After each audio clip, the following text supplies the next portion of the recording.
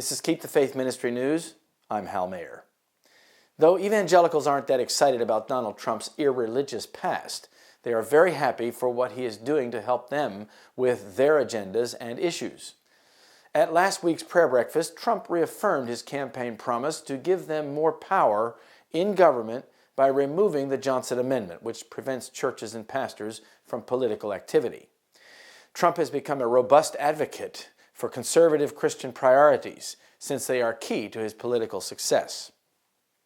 During his first few days as U.S. President, he spoke at the National Prayer Breakfast. "I will get rid of and totally destroy the Johnson Amendment," he said, "and allow our representatives of faith to speak freely and without fear of retribution." Here are some of his key actions so far. First, the Supreme Court nomination of Neil Gorsuch, a strong social conservative. Judge Gorsuch has never ruled in an abortion case, but he has sided with religious conservatives in key cases and wrote a book opposing physician-assisted suicide and euthanasia. Second, the appearance by Trump's Vice President Mike Pence and a top advisor, Kellyanne Conway, at a recent annual anti-abortion march. Vice President Pence was the highest-level government official ever to appear in person at the March for Life.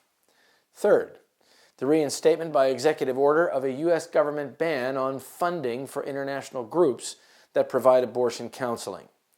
Fourth, agreement that persecuted Christians would be given priority as refugees. And fifth, Trump is reportedly considering an executive order titled "Establishing a Government-Wide Initiative to Respect Religious Freedom."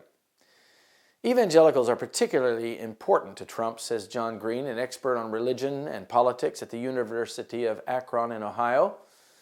On two issues, abortion and the Supreme Court, he made some pretty strong promises during the campaign, and at least so far he has kept them.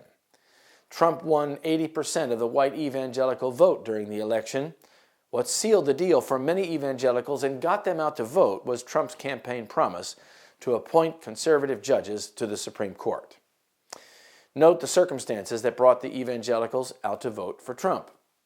Dislike of Democratic nominee Hillary Clinton and her strong support for abortion and gay rights, a vacancy on the Supreme Court after the death of Justice Antonin Scalia, and resistance to former President Obama's nomination Merrick Garland for that seat, and Trump's all-out promise to nominate conservative justices to the High Court. All contributed to the motivation of conservative Christians to vote.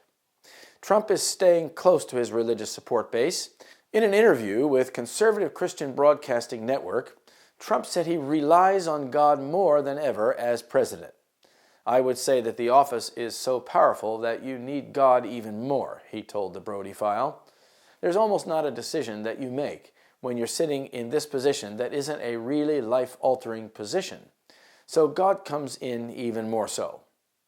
Another factor that reassured many conservative Christians about Trump was his running mate Mike Pence, who described himself as a Christian, a conservative, and a Republican in that order.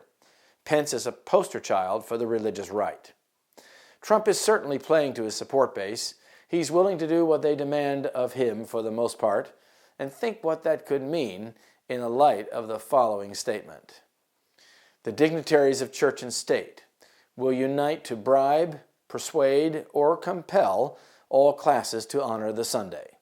The lack of divine authority will be supplied by oppressive enactments.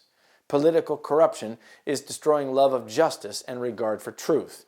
And even in free America, rulers and legislators, in order to secure public favor, will yield to the popular demand for a law enforcing Sunday observance. Liberty of conscience, which has cost so great a sacrifice, will no longer be respected. The Great Controversy, page 592. This is Keep the Faith Ministry News. Thank you for watching.